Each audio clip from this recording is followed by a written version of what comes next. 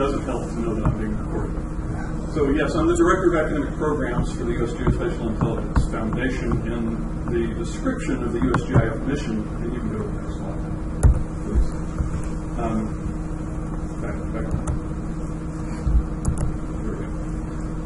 I think the description of the USGIF mission is a little dated. We're an 11-year-old organization that was established the year that NGA was transformed from the National Imagery and Mapping Agency to the National Geospatial Intelligence Agency, partly for cultural reasons, because NEMA was created out of bits and pieces of other agencies, like the Defense Mapping Agency for the Department of Defense, or the National Photographic Interpretation Center, which was run by CIA.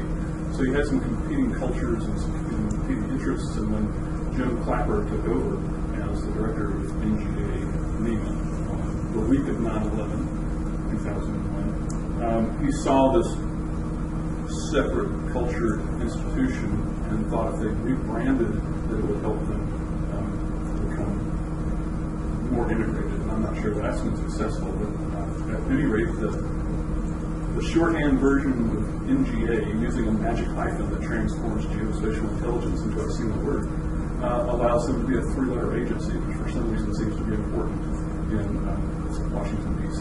So they now sit at the adult table at Thanksgiving. USGIF is a not-for-profit educational foundation. We're a 501c3. We're not a trade association.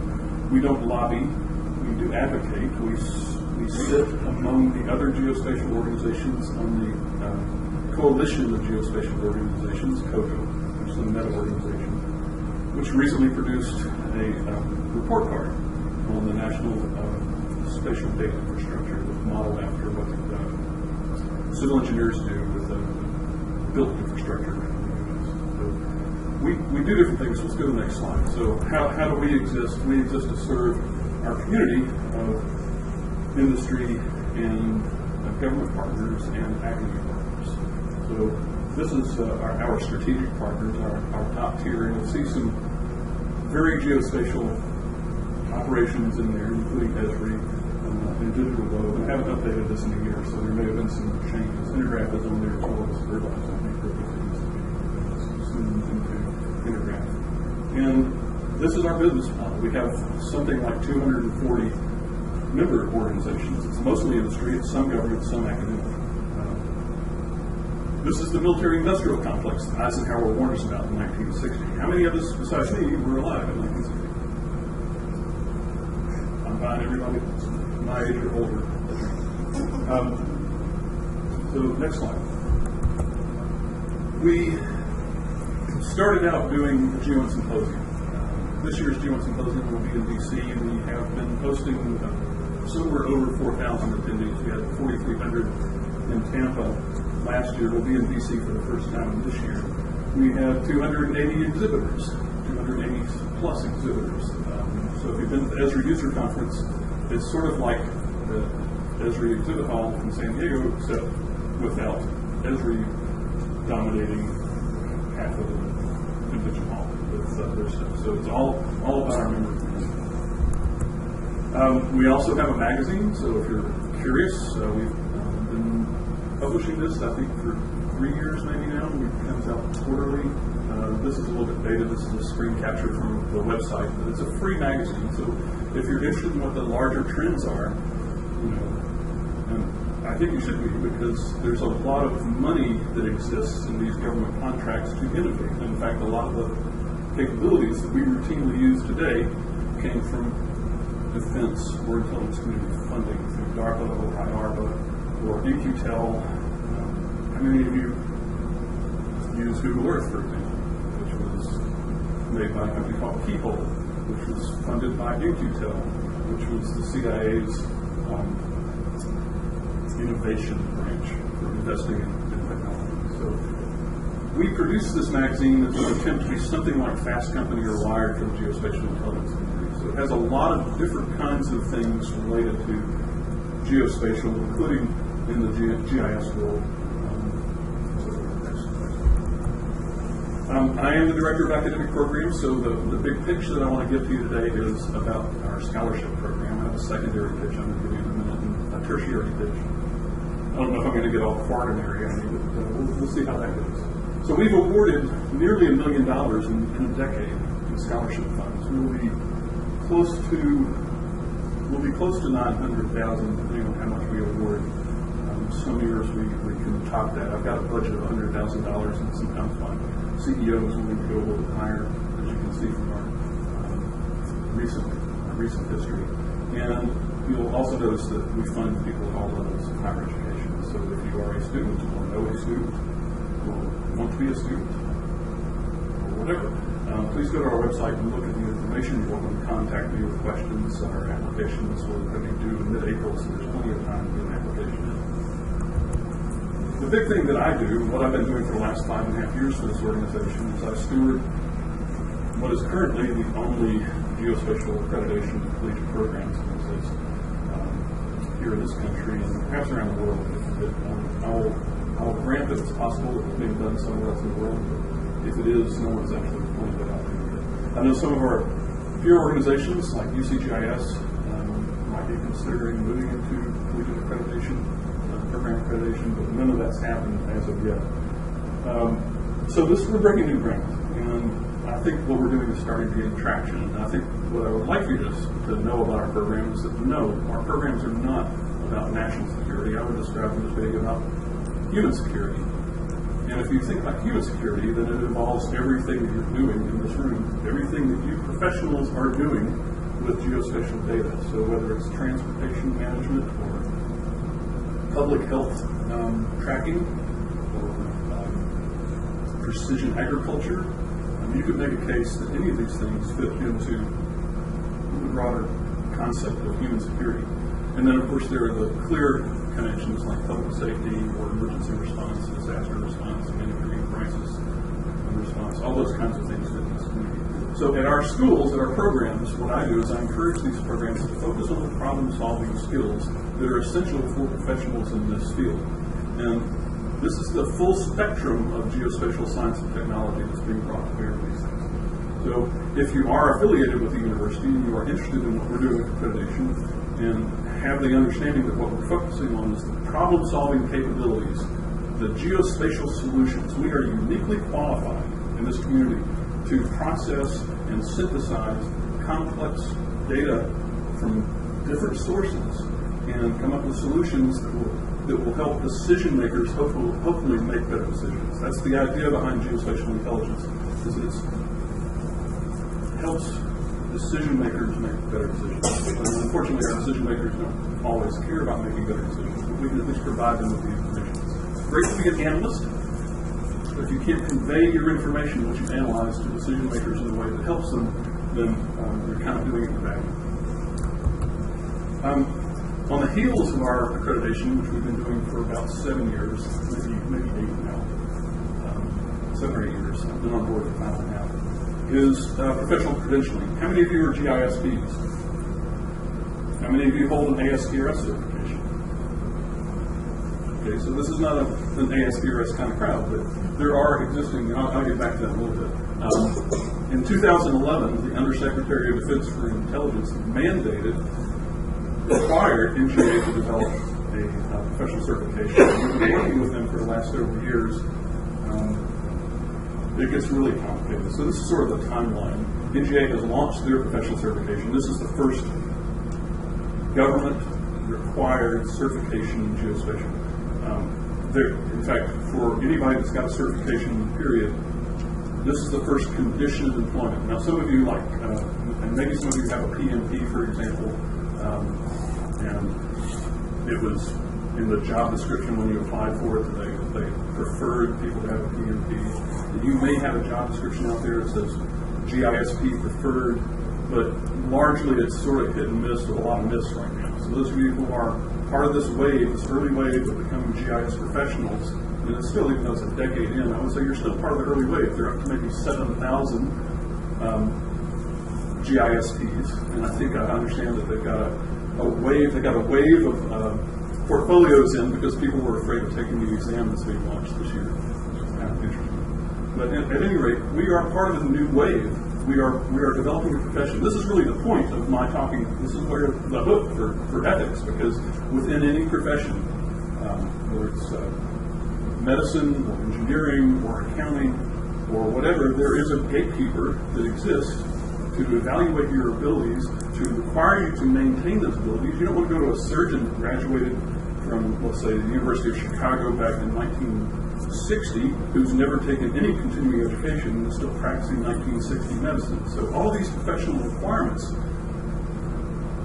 are not simply to evaluate you individually and say you pass.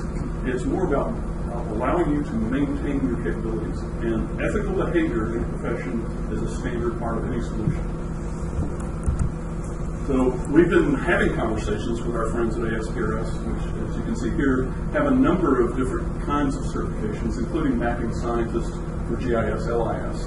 A lot of that is, photogrammetry and remote sensing, but they've been doing crossover certification as well, of course the GIS certification institute. So we've been convening meetings with our colleagues from different organizations, including GISCI and ASPRS, and it's possible within a few years we're having collegial conversations about what we're doing. We'd like to perhaps build a stackable solution. If you start to think about the geospatial intelligence thing, the breadth of all these capabilities, and I'll get into some definitions here in a minute,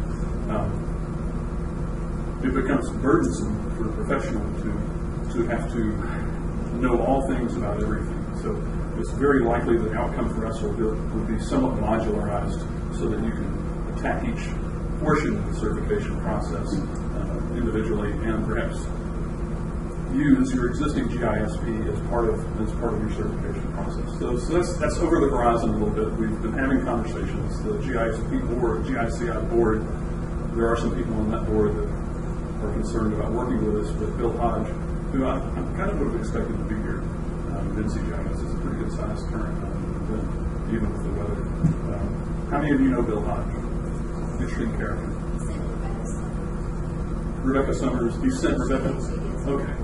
So Rebecca would be one of the people who's maybe not completely enthusiastic about the possibility of us working with GISCI. Just to put all the cards out on the table. And I'm not a poker player. Don't ask me too many questions because I'll tell you everything I know. So, every one of these organizations, whether it's GISCI, ASPRS, who build their code of ethics into their certification process, or AAGE, or ERISA, or NSPS, or pretty much any professional organization has something like a code of ethics. You go to AMA and you find the same thing for physicians. You go to any major professional organization will see a code of ethics. So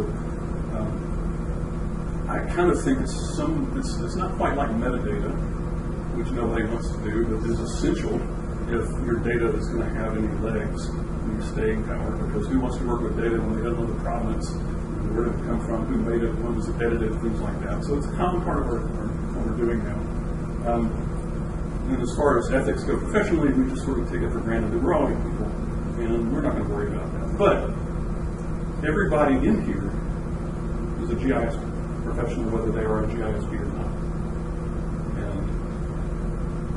And it's worth considering what that means to be in this profession.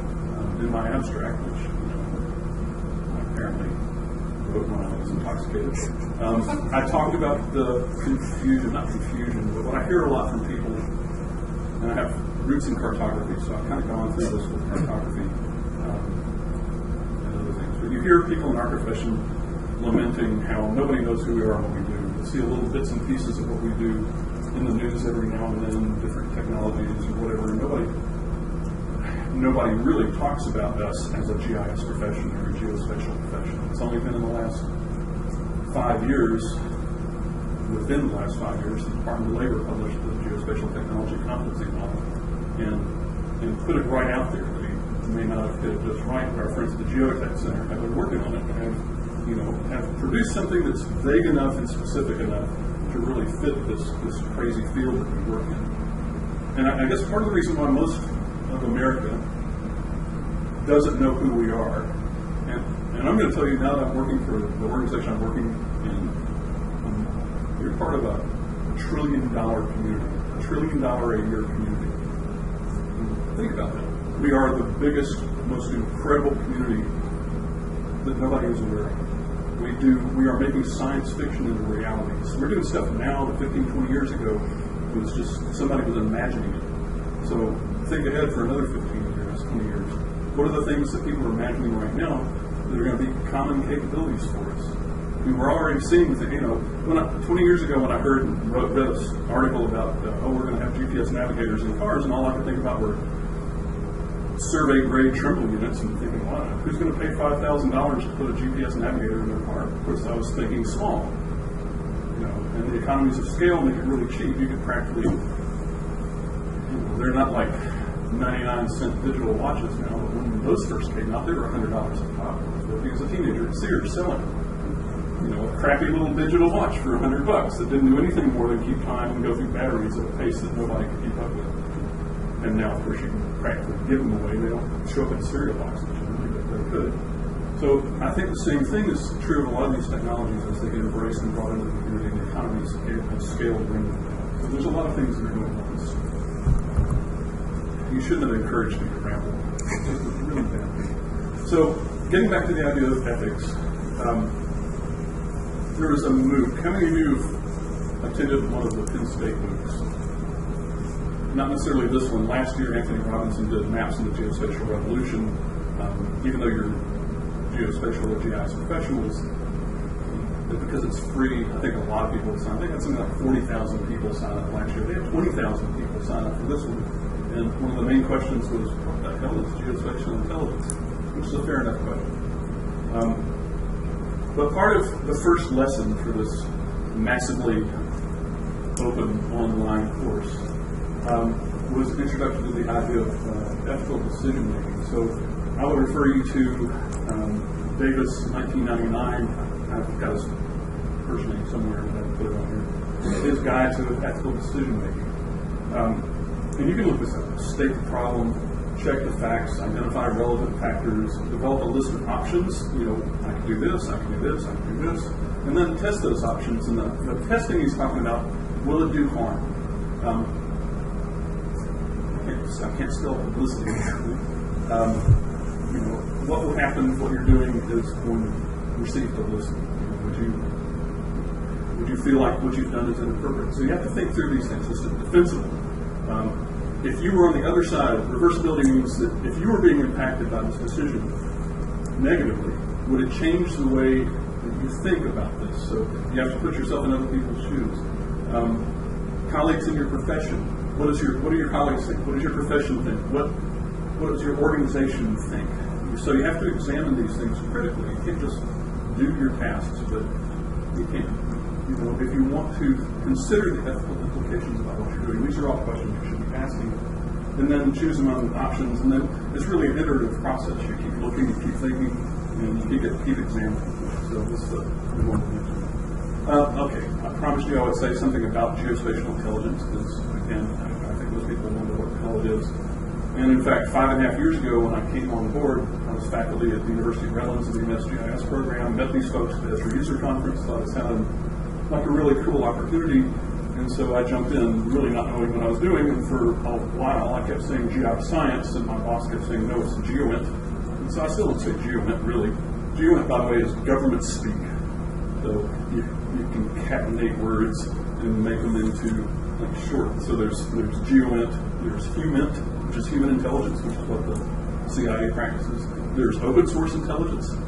And there is, in fact, a CIA open source center that's been around since the CIA was established. They do the same thing in the UK. Open source is what is all this publicly available information. It used to be newspapers and radio broadcasts and TV broadcasts and things like that.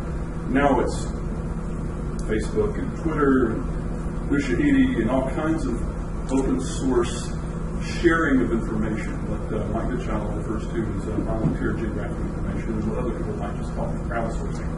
There's all kinds of critical issues. If you're trying to filter information and extract information, there's the risk of spoofing, people putting information in there that's not real. People are gone to Yelp or TripAdvisor to consider a restaurant or a hotel. You have to eliminate the outliers, all the highs, all the extreme highs and extreme lows. You just cut those out and you stick with what's in the middle. And that's where you can derive good information. So there's a way to filter through some of this stuff. Anyway, this is a government definition of geospatial intelligence. basically imagery, interpreted imagery, which they call imagery intelligence, and geospatial information. But over on the left, I've listed this spectrum of elements that are part of geospatial intelligence. So, of course, location is always relevant. And I was talking to John Bowler, who used to be the staff director for the Federal Geographic Data Committee back in the 90s, and we were talking about how many of you heard that 80% of all data, or all data, has a location component. I asked him where that came from, and apparently they didn't make it out. But I've had this conversation with people, veteran professionals in this field, and they actually estimate that it's probably 95 to 99% of all data has a location element. It may be coarse, it may be nothing more than a zip code, for example. So it's not very fine, but it has some kind of location reference that we can use. And it turns out that this whole idea of space and time, location and time, are critically important data factors for anybody that works in the field of data science. So flip to the next one. So there's also an academic definition. Todd Baxto is at Penn State, as the coordinator for our program there, and he refers to it as actionable knowledge, which is relevant for any complex challenge. What is the information that we can use to act on whatever needs to be done? He also calls it a process of profession, explicitly related to spatio-temporal environment, and heavily involved with critical thinking, geospatial reasoning, and analytical capabilities for decision making. I think this is pretty good. Let's go to the next one.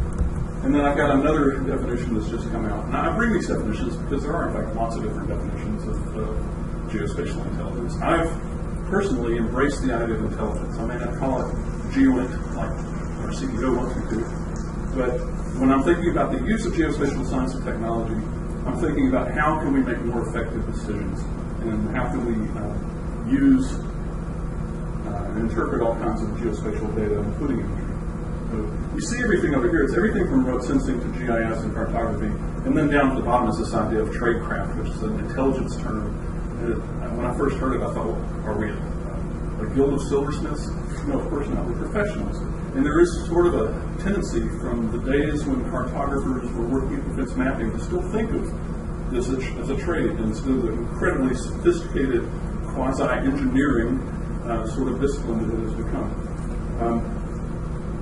Tradecraft is sort of an apprenticeship, a mentoring. It's how you learn to synthesize and analyze data for the intelligence community. So I've grown to sort of appreciate that idea. Back to ethics. There's now I'm going to forget his name, but there's a Center for Spatial Law and Policy in Northern Virginia, in the D.C. area, I think it's in Arlington or Alexandria, and he referred me to this article. He works closely with our organization. There's a lot of legal issues that are coming out right now that will play out in the courts, one being related to UAVs, for example. And because people are afraid of persistent surveillance. You know, it's one thing for us to send these over to Afghanistan and fly UAVs around for days or weeks or whatever with sensors that are capturing information. And by the way, the only time we hear any of this in the media is when they've mounted a rocket to one of those UAVs and they have some collateral damage at a wedding or something like that. They'll take people out. And that's a very, very small percentage of the time that they're doing that. Most of the time, these UAVs are being used to collect data. So that's the national security side. But here in the U.S., a few years ago, 2-3 years ago, Congress reauthorized funding for FAA and opened the door in that reauthorization to a wider use of UAV technology here in the U.S. And there's a veritable explosion of people buying UAVs and quadcopters as hobbyists and then taking them and using them for different purposes. And FAA is trying to figure out how to regulate all this, and they're still looking at that.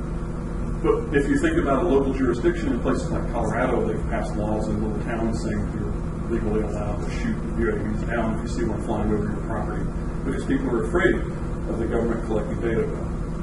The problem legally is that there is a precedent for the government routinely collecting data, just not in a persistent surveillance way.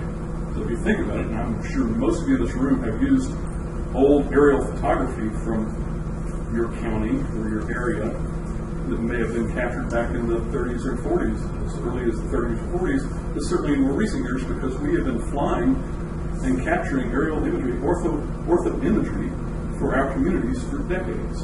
And how do you compare that legally to the idea of a UAV being used by police jurisdictions to file a unit? I think probably this is going to work out through courts and probably take about 10 years, but I think most of the use of UAVs is going to end up being related to very benign kind of applications, like environmental management. There's a College of Charleston, they've got people who are using UAVs to capture data about new sinkholes as they're routing. So there are all kinds of applications, particularly precision agriculture. You can see farmers of big corporate farms using this to capture their own data so they can figure out where they need to more or less water or some kind of other treatment. So anyway, I was referred to this article. You can look this up. Put it up in the screen capture here so that you can go look it up for yourself. Harlan Onsrud is faculty at the University of Maine and contributed this and raised a number of questions that we should be considering, the implications for reconsidering. So, and this is a sort of a summary, a shorthand summary of the things that he was talking about. What are the societal controls? How is globalization? What is the role that globalization is playing on how our corporations that are using geospatial data? So if you can think about Google, for example, which runs its Street View data collection all over the world, except in those communities that have passed laws saying they're not allowed in accounts, or the sharing of data. And what it gets down to is there are issues with location information and privacy that are involved in this.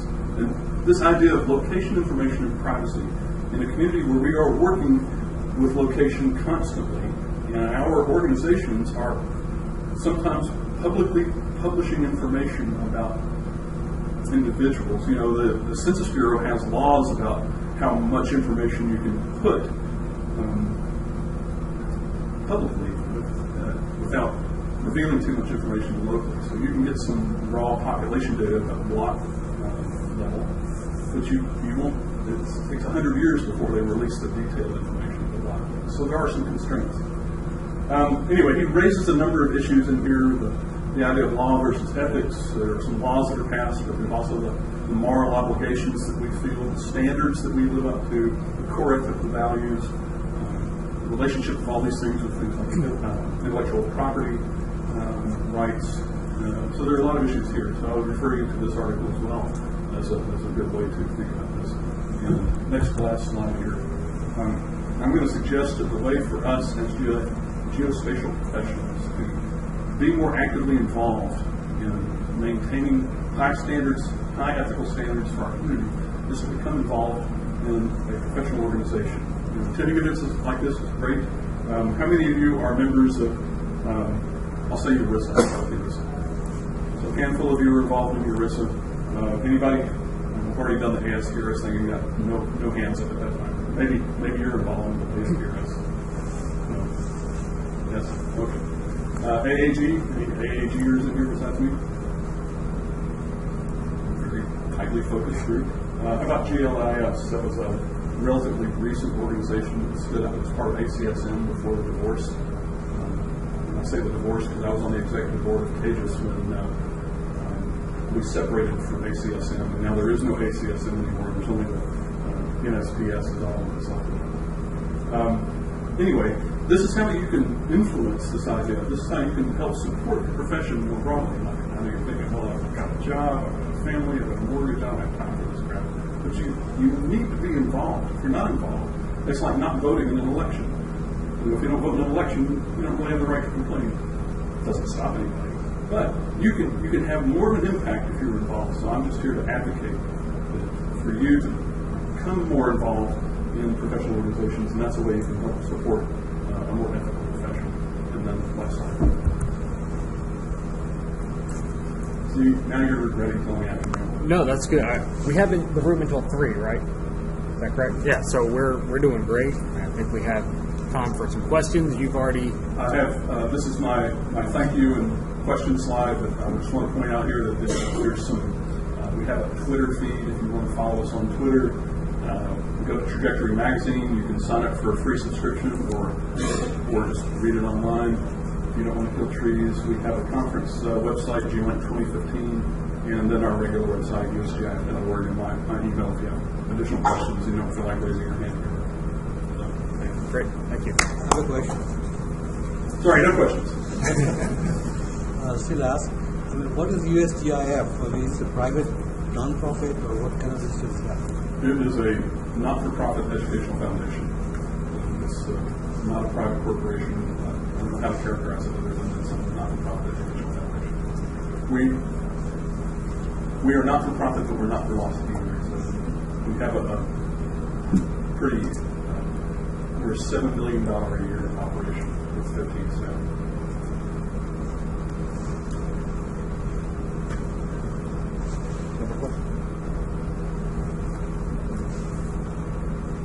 I'm not going to let you sit down yet, so I'll ask you a question about,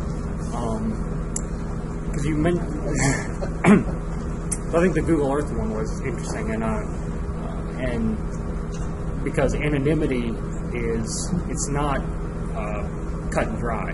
What might be anonymous to one person or one population isn't actually anonymous to another group of people. So, do you have any comments in your work on anonymity, and then maybe even the confusion that people have between anonymity and confidentiality? Because there are a lot of groups that may have information that's confidential, but not anonymous at all. And privacy is a really interesting issue,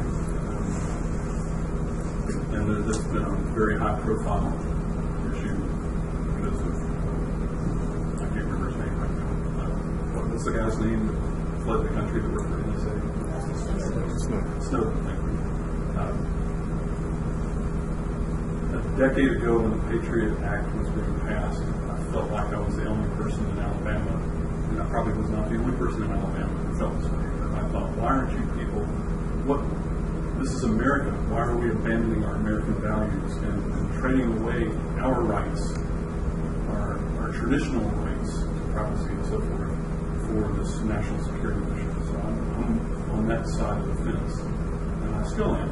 But 10 years ago, the thing that people on the other side of the partisan divide would say to people like me was, well, if you're not doing anything wrong, you have nothing to be afraid of.